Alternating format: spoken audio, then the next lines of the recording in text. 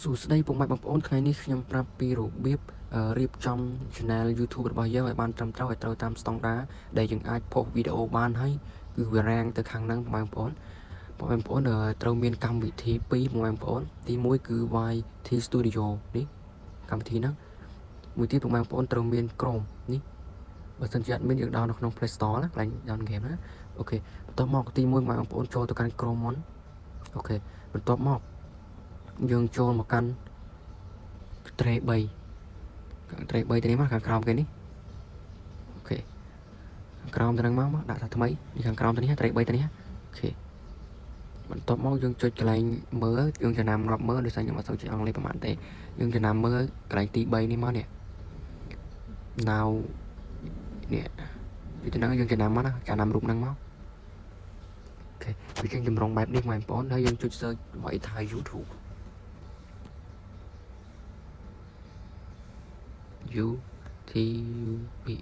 YouTube យើងចុច search បន្ទាប់មកវាចេញតម្រងបែបនេះហើយយើងចុចមកកាន់ផ្ទាំង YouTube អូខេបន្ទាប់មកវាចេញតម្រងបែបនេះយើងចុចមកកាន់នេះបងប្អូននេះកន្លែង view កន្លែងនេះមកនេះកន្លែងរូប account ហ្នឹងយើងចូលទៅដាក់ Gmail អូខេបន្ទាប់មកយើងចុច sign in អូខេបន្ទាប់មកយើងដាក់ Gmail ដែលយើងបង្កើតបានដែលយើងទៅសេទុកហ្នឹងបងប្អូនដាក់ Gmail យើងឥឡូវគេឲ្យវាយ Gmail យើងដាក់ Gmail យើងទៅ Gmail ឈ្មោះអីអូខេ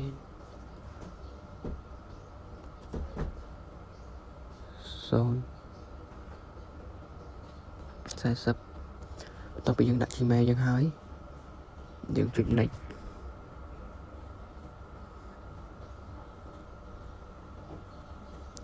តនេះឲ្យយើងវាយ password យើងដាក់ password Gmail យើងមក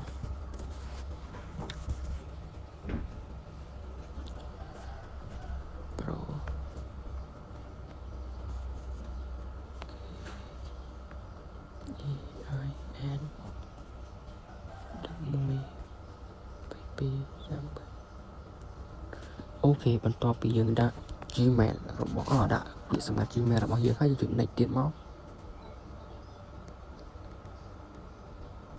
បន្ទាប់នេះយើងចុច continue មកវាចូលមកកាន់ YouTube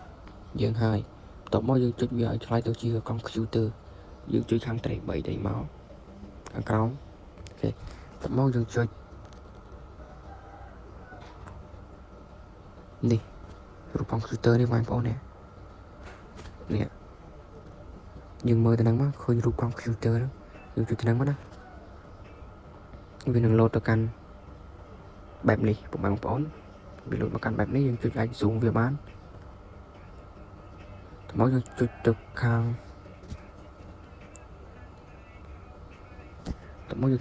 រូប account ចឹងមកបាច់កាត់ចាន account ខាងលើហ្នឹងនេះយើងចុចទៅហ្នឹងមកអូខេវាចេញតម្រងបែបនេះយើងចុចmenu your channel ទៅនេះមកអូខេវាចេញតម្រងបែបនេះយើងចុចទៅនេះមកនេះ custom my channel ចុចទៅហ្នឹងមកអូខេហើយគេឲ្យយើង download កម្មវិធីមួយនេះយើងចុចយើងមក install điមក load ចាំមើល play វាកំពុងគេឲ្យយើង install សិនដោយសារខ្ញុំអត់បាន install ចឹងវាអត់ download ចូល direct ហ្មងចឹងខ្ញុំត្រូវ update វាបន្ថែមទៀតបងប្អូន download កម្មវិធីហ្នឹងសិនក៏បានដែរមុននឹងចូលទៅកាន់Chrome ដូចខ្ញុំធ្វើចឹងប៉ុន្តែនេះគេឲ្យយើង update តាម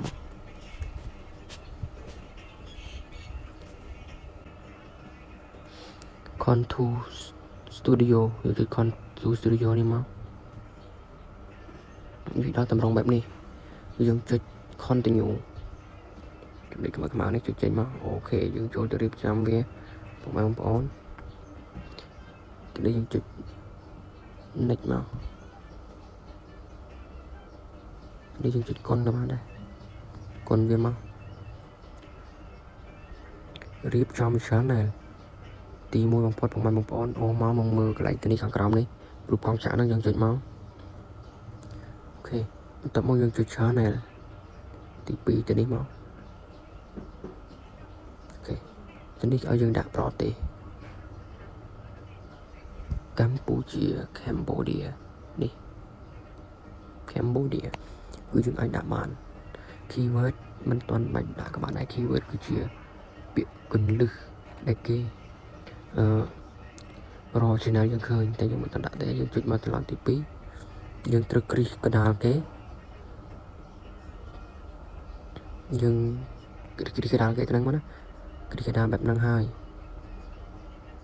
យើងចុចទី3មានអីអត់មិនទាន់ទេទៅនេះហើយយើងចុច save ទៅនេះមកនេះទៅពេលនេះយើងដាក់ហើយយើងចុច save អូខេបន្ទាប់មកយើងចុចទៀតយើងចុចគ្រូផងចាក់នឹងភាសាទៀត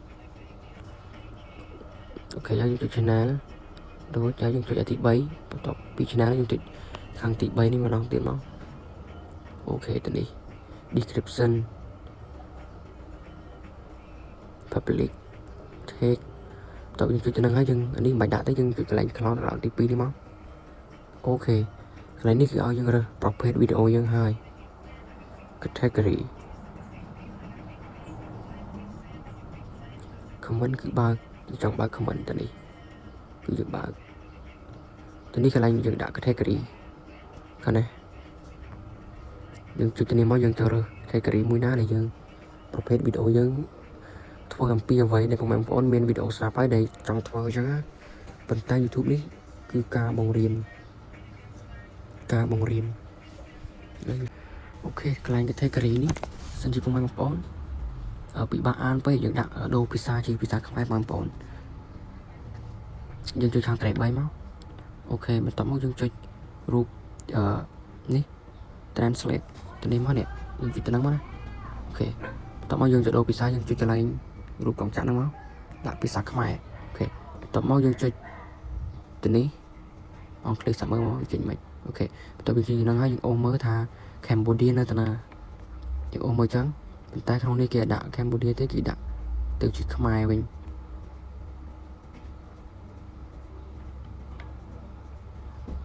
យើងអត់ឃើញចឹងវិញយើងត្រូវមើលពាក្យខ្មែរ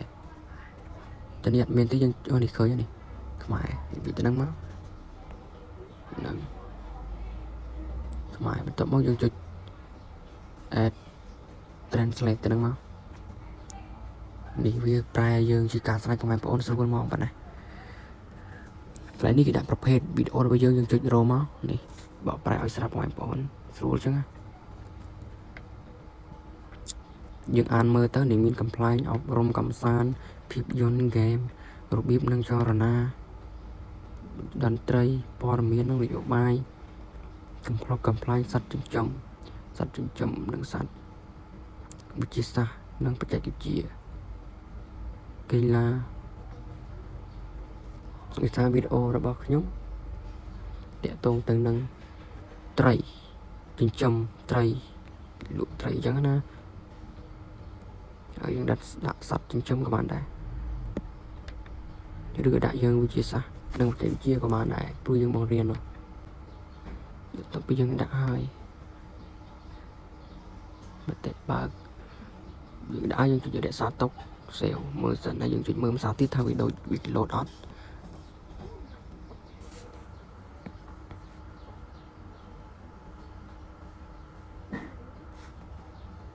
អូខេនេះបានហើយនេះសត្វចិញ្ចឹមនិងសត្វ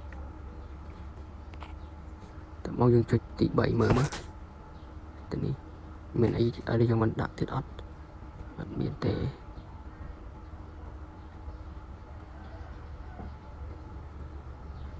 ពាក្យដែលរារាំង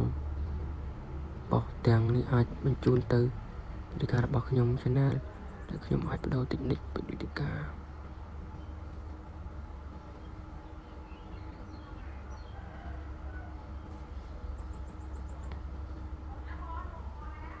អូខេយើងចុចខាងទៅនេះមក channel ហើយវាចេញតម្រងបែបនេះតើយើងចុចសិតទទួលបានមុខងារយើងចុចទី3នេះមកវាចេញតម្រងបែបនេះយើងចុច យើងចុចកន្លោននេះមកបើកទី1បានហើយយើងចុចទី2មកឲ្យយើងធ្វើអីទៀតឲ្យយើងផ្ទៀងផ្ទាត់លេខទូរស័ព្ទដើម្បីយើងដាក់ thumbnail អូខេយើងចុចផ្ទៀងផ្ទាត់លេខទូរស័ព្ទមកនេះចំណុចខ្មៅហ្នឹងនេះគេដល់តម្រងឲ្យយើងដាក់លេខទូរស័ព្ទហើយ Thailand ដូចខ្ញុំនៅថៃឲ្យយើងដាក់លេខថៃ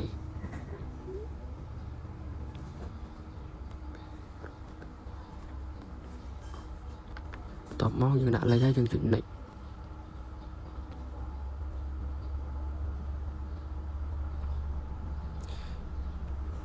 វានឹងផ្ញើសារលេខ6ខ្ទង់នេះផ្ញើសារឲ្យ204 59អូខេតពីយើងដាក់លេខ6ខ្ទង់ហើយយើងចុច stand នេះទៅនេះមកគៀវហ្នឹងរួចជាការស្រេចបងប្អូនសូមវាវិញមករួចជាការស្រេច